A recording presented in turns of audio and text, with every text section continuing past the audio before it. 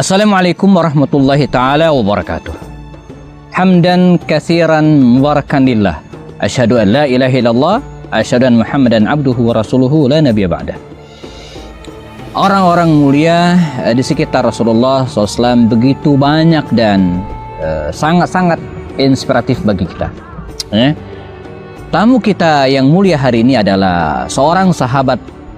Awalnya secara nasab dia orang mulia, dari kabilah Bani At-Taimi, kabilah besar, kabilahnya Abu Bakar Siddiq radhiyallahu anhu. Suatu saat keluarganya ini diserang rampok, dan dia pun menjadi tawanan perang dan dijadikan budak. Khabbab bin Art namanya, diperjualbelikan dari tangan yang satu ke tangan yang lain, dan tibalah dia di tangan seorang wanita bangsawan, Ummu Anmar. Dia pun menjadi budak Ummu Anmar.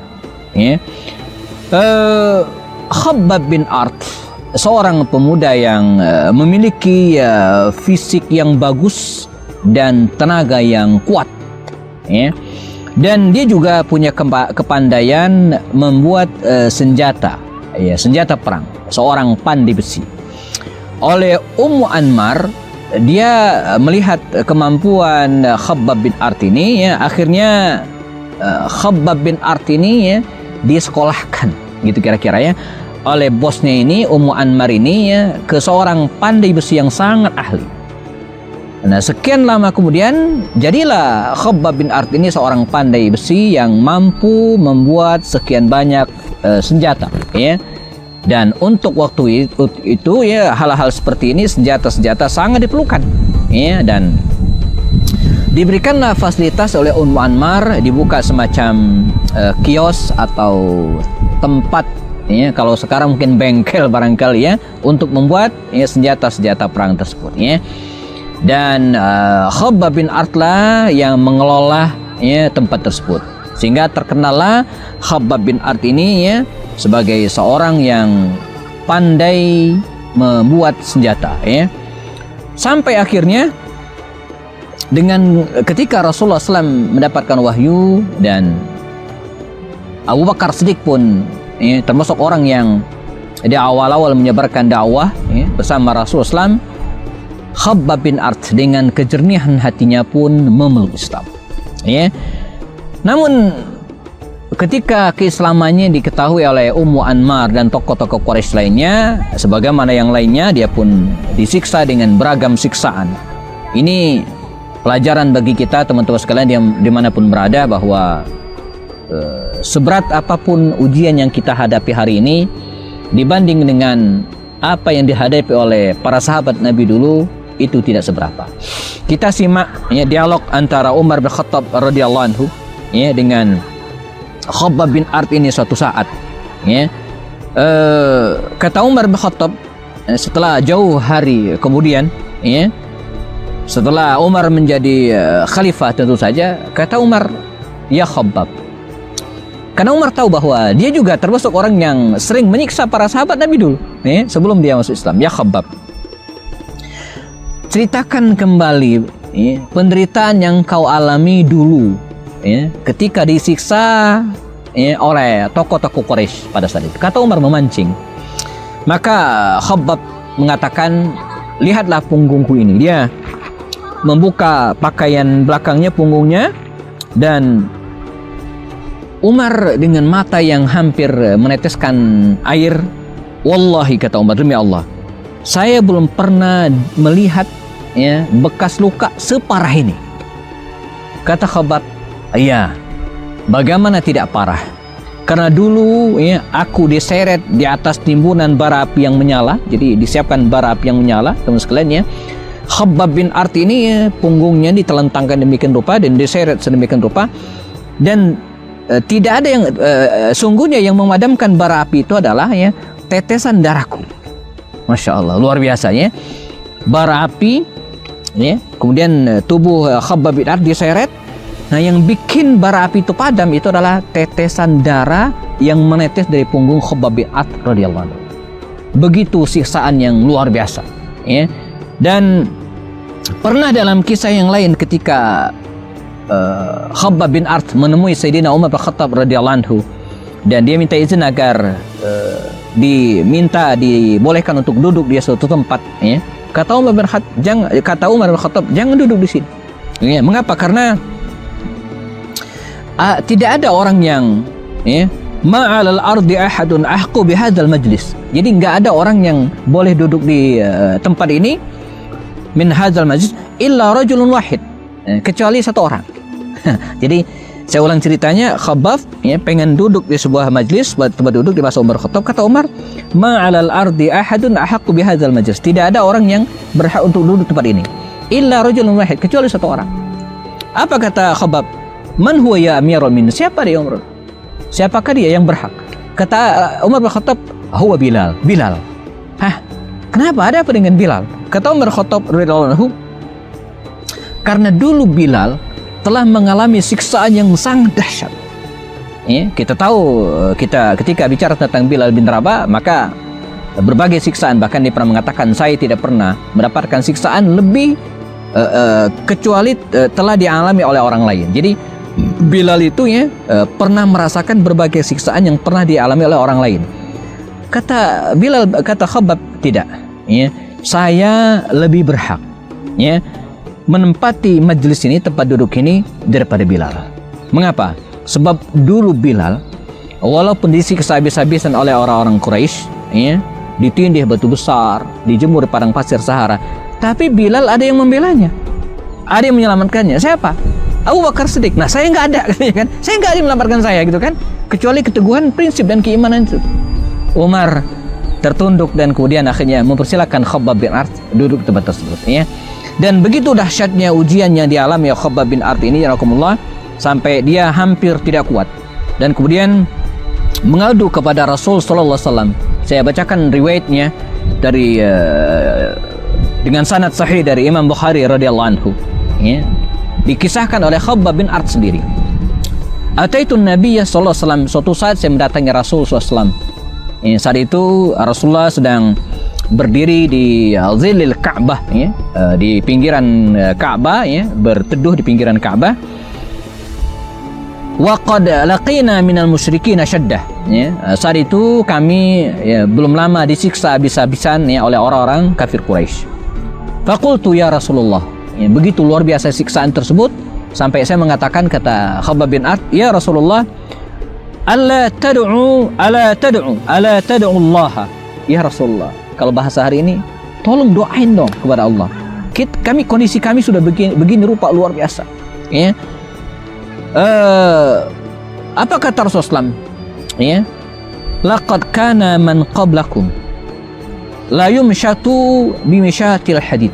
Sungguh dulu, kata Rasul, sebelum kalian ada orang yang disiksa la yumshatu bimashatil hadid, ya, disiksa dengan tubuhnya itu, ya, dikeruk, ya, digaruk, ya, dengan sisir yang terbuat dari besi, ya, maduna yadhamihi min lahm aw asab. Jadi sampai terkelupas, ya, daging-dagingnya itu sampai ke tulang-tulang. Ma yasrifuhu dzalika andi, tapi itu tidak bisa memalingkannya dengan agamanya. Wa yudha'u al-minshar ala mafriqi ra'sih, dan kemudian diletakkanlah di kepalanya itu gergaji yang terbuat dari besi, ya, fa yushaqqu bithnain, dan kemudian dibelah dua. Ma yasrifuhu dzalika an dini, tapi itu tidak memalingkan dia dari agamanya, ya. Dan berbagai siksaan yang lainnya. Dan sampai suatu saat, bersabarlah, kata Rasulullah, karena suatu saat nanti yasiru ar-rakibu min San'a ila Hadramaut. Suatu saat nanti kalian, Anda kaum muslimin, akan merasakan kenyamanan di mana seorang pejalan, ya, bisa berjalan dari San'a menuju Hadramaut, ma yakhafu ilallah wa zib ala ghanim, ya, dan tidak ada yang membuatnya takut, ya, selain kepada Allah, ya, sebagaimana takutnya az-zi'bu ala ghanam, ya, sebagaimana takutnya az-zi'bu, ya, serigala terhadap hewan gembalaan, ya. Nah, ini gambaran bagaimana Khabbab bin Art ini mengalami siksaan yang luar biasa, dan luar biasa juga dia bisa bertahan sedemikian rupa, gitu kan, sehingga sampai Rasulullah SAW diizinkan oleh Allah Subhanahu Wa Taala hijrah ke Madinah Al-Munawwarah, dan dia pun hijrah bersama dengan para sahabat Nabi yang lainnya. Tidak ada perang satupun yang luput dari kesertaan Khabbab bin Arth. Dia pernah ikut semua peperangan di masa Rasul Sallallahu Alaihi Wasallam, dan dengan kekuatan fisiknya yang luar biasa, ya, walaupun pernah mengalami siksaan, ya, dia pun diberikan kemenangan dalam berbagai peperangan bersama Nabi sampai kemudian Rasulullah SAW meninggal dunia. Dan di masa para Al-Khulafa Ar-Rasyidun, ya, Abu Bakar, Umar, dan pada masa Utsman bin Affan, ya, karena dia meninggal di tahun 37 Hijriah, ya, di masa pemerintahan Ali bin Abi Thalib, ya. Dia menyertai para sahabat Nabi ini. Allah pun memberikan kemenangan-kemenangan yang besar kepada kaum muslimin, dimulai dari akhir masa pemerintahan Abu Bakar Siddiq, ya, kaum muslimin menang dalam perang Yarmuk, dan apalagi di masa pemerintahan Umar bin Khattab, ya, wilayah Islam sudah luar biasa, ya. Hampir seluruh wilayah Syam berada dalam pangkuan kaum muslimin, ya. Lalu kemudian Mesir juga berada dalam kekuasaan kaum muslimin, Afrika juga demikian, ya.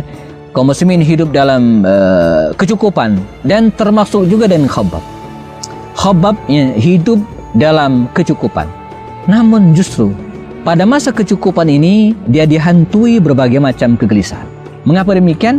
Kita akan bahas. Khabbab bin Al-Arth radhiyallahu anhu, ya. Di masa keemasan Islam, di masa pemerintahan Al-Khulafa Ar-Rasyidin, ya, khususnya pada masa kekhalifahan Umar dan Utsman bin Affan radhiyallahu anhuma, kaum muslimin mengalami kejayaan. Tak terkecuali Khabbab bin Al-Arth. Dikisahkan, waqad igtanna Khabbab fi syatr al-akhir min hayatihi ba'da faqr. Ya. Kehidupan Khabbab bin Arth, ya, diberikan kecukupan setelah dia merasa atau setelah dia melewati masa-masa fakir. Wa malaka ma lam yakun yahlum bihi min adh-dhahabi wal fiddah, dan dia pun memiliki, ya, emas dan perak yang tak terbayangkan sebelumnya. Dia enggak pernah mimpi sebelumnya. Ghaira annahu tasrifu fi malihi ala wajhin la yakhturu bi bali ahad. Tapi luar biasa, dia mentasarrufkan, ya, memberdayakan uang tersebut untuk sesuatu yang tidak terbayang oleh seseorang pun sebelumnya. Apa itu? Faqad wada'a darahimahu wa dananirahu fi mawdi'i baitihi ya'rifuhu dzul hajati minal fuqara wal masakin. Masya Allah, ini luar biasa. Barangkali ini bisa menjadi kiat para hartawan dan dermawan sekalian. Ini kiat dari Khabbab bin Arth ketika dia berada dalam kejayaan. Apa itu? Wada'a darahimahu wa danarirahu, dia meletakkan uangnya itu, ya, fi maudhi' baiti, dia suatu tempat di rumahnya, ya. Ya'rifuhu dzul hajah, tempat itu diketahui oleh orang-orang yang menginginkan, ya, di mana siapapun dari orang-orang fakir miskin bisa mengambilnya. Nah, ini jamaah, ya, ini mohon maaf bisa menjadi inspirasi kita hari ini, dan beberapa teman kita atau pengurus masjid sudah mulai. Jadi di masjid itu dibuat semacam bukan ATM, ya, jadi box beras gitu, ya. Jadi jangan sampai ada di antara warga kita, ya, orang-orang yang tidak bisa makan, maka yang berkekurangan beras, makanan pokok kita, dia bisa ngambil situ gratis. Mungkin idenya dari sini gitu, ya. Jadi dengan alatnya dia bisa ngambil kapanpun sesuai dengan keperluannya. Nah, Khabbab bin Arth, ya, sudah memulai, ya. Walam yashdud alaihi ribat, itu tidak diikat, ya. Walam yahkum alaihi quflan, dan tidak juga digembok, ya. Fakanu yatuna darahu wa ya'khuduna minhu ma yasha'un, ya, duna su'ailin walis izin. Masya Allah, ya, tanpa harus minta izin, ngambil aja sesuai dengan keperluannya, ya. Tapi ya kondisi mungkin sudah memungkinkan untuk itu, ya. Kalau sekarang mungkin langsung habis gitu. Ini juga harus jadi pertimbangan, makanya harus ada mekanismenya, saya kira, ya. Wa ma'adzalika faqad kana yakhsha, kendati demikian jemaah, ini membuatnya khawatir. Uangnya udah banyak, kekayaan berlimpah, ya, entah dari pensiunan ketentaraannya pada waktu itu ataupun mungkin bisnisnya, dan dia sudah nyiapkan, ya, tempat orang fakir miskin ngambil semau mereka. Wa ma'adzalika, ya, tetapi dengan demikian faqad kana yakhsha an yuhasab 'ala dzalikal mal, kendati demikian dia tetap khawatir suatu saat, ya, akan dihisab atas hartanya tersebut. Makanya dia pernah mengeluhkan hal ini ya kepada Umar bin Khattab radhiyallahu anhu. Apa katanya? Ya Umar, ya Khalifah, saya khawatir penderitaan kita untuk agama kita dulu disiksa dia dengan segala siksaannya, dan apa yang telah Allah berikan kepada kita selama ini ya, itu membuat kita tidak mendapatkan balasan lagi di akhirat. Semoga bisa difahami kalimatnya ya. Jadi ketika diberikan kejayaan sedemikian rupa, dia khawatir. Kekhawatirannya apa? Kekhawatiran harta itu akan dihisab. Yang kedua, dia khawatir ya, kekayaan dan kecukupan yang didapatkan pada akhir hayat ini itu balasan dari Allah atas segala kesulitan hidupnya dulu di masa awal Islam. Nah, dia khawatir diberikan Allah di dunia, entar di akhirat nggak ada apa lagi. Itu yang dia khawatirkan. Ya, itu dia khawatirkan. Makanya dengan segala cara jamakumullah ya, dia berusaha untuk menginfakkan hartanya di Allah Subhanahu wa taala, memberikan dzul hajah ya, kebutuhan-kebutuhan orang yang butuhkan ya, dan sampai kemudian dia dipanggil oleh Allah Subhanahu wa taala sekitar tahun 37 Hijriah, dan dalam catatan riwayat pada usia yang cukup lanjut ya, usia 73 tahun, jenazahnya disolatkan dengan Imam Khalifah Ali bin Abi Thalib radhiyallahu anhu. Dan Ali bin Abi Thalib ya, dalam kalimat penutupnya mengatakan rahimahullahu Khabbabah, semoga Allah memberikan rahmat kepada Khabbab. Falaqad aslama raghiban wa hajara ta'ian wa 'asha mujahidan. Inilah kalimat Ali bin Abi Thalib untuk Khabbab bin Ar. Apa katanya? Rahimallahu Khabbaba, semoga Allah memberikan rahmat kepada Khabbab. Falaqad aslama raghiban, dia masuk Islam dengan senang hati, raghiban, sungguh-sungguh. Wa hajara ta'ian, dan hijrah dengan penuh ketaatan. Wa 'asha mujahida, dan hidup dengan menjadi seorang mujahid. Semoga Allah ya, memberikan atau menjadikan kehidupan Khabbab ini sebagai inspirasi bagi kita bersama hari ini, bahwa kekayaan dunia ya, kita manfaatkan untuk kebaikan. Jangan sampai nanti Allah memotong balasannya ya, di dunia ini sehingga kita tidak mendapatkannya di akhirat nanti insyaallah.